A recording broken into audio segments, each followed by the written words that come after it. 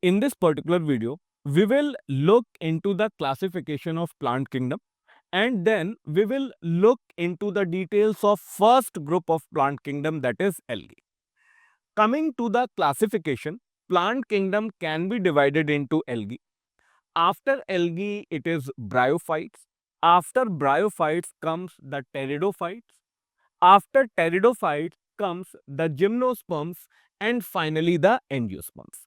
So we can say by looking into this particular classification that algae were the earliest plants and angiosperms can be considered as most evolutionary advanced plants.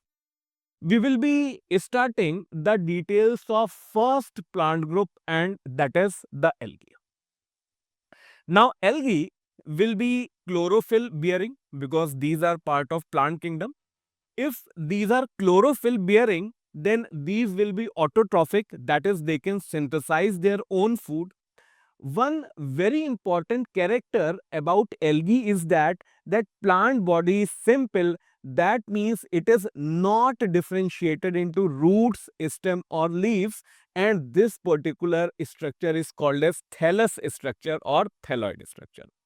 So when plant kingdom started, that is talking about algae, so initially the plant body was not actually divided into different parts. So roots, stem, leaves were not there.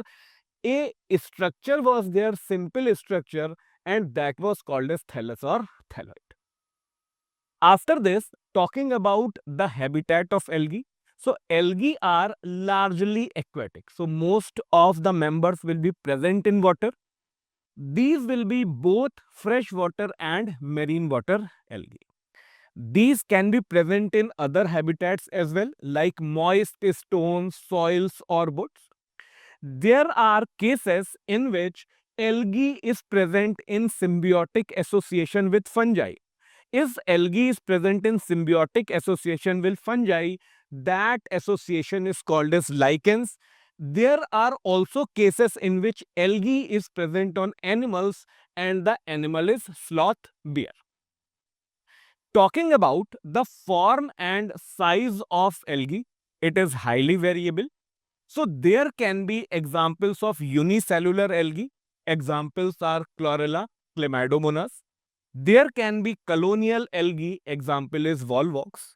It can be present as filamentous algae. Example is Eulothrix spirogara. There is a very important example to be remembered, that is kelps. Now kelps are the marine form of algae, and these are massive structures. They can have bodies which can extend up to 100 meter in this oceans. After this, talking about the reproduction in algae. Reproduction occurs by all three ways. There will be vegetative reproduction, asexual reproduction, and sexual reproduction. Talking first about the vegetative reproduction. Vegetative reproduction occurs by the process of fragmentation. So in fragmentation, the plant body is present as thallus or thalloid form. This thallus will break into small fragments. Each fragment will give rise to new thallus, and that is the process of fragmentation. After vegetative reproduction, we come to the next form, and that is asexual reproduction. Asexual reproduction in algae occurs by spores, and most common spore is called as zoospore. So these are not sexual spores. Zoospores are asexual spores present in the case of algae. Talking about these zoospores, these are motile. The term zoo refers to the motile, and that is why these are flagellated, and when these spores, asexual spores, zoospores will germinate, then obviously the new algae will come. After this, coming to the third type of reproduction, that is called as sexual reproduction. Now, in the case of sexual reproduction, we can talk about three different types. The first is called as isogamous. The second is called as anisogamous, and the third is called as oogamous. The difference between these three forms is that in all these three, since it is sexual reproduction, so male and female gametes will be there, or two different type of gametes will be there, and there will be fusion of gametes. In the first case, that is isogamous, there will be fusion of two gametes and the two gametes will be similar. So that is why we are calling it isogamous. Iso means similar, gamous means fusion. So there will be fusion of gametes which are similar in size. So similar in size, and second is similar in size, but the difference lies in the fact that whether flagella is present or not. So if it is similar in size but flagellated, example is Eulothrix, it can be similar in size but it can also be non-flagellated, and if it is non-flagellated then the gamete will be non-motile, and a common example of this particular case is spirogyne.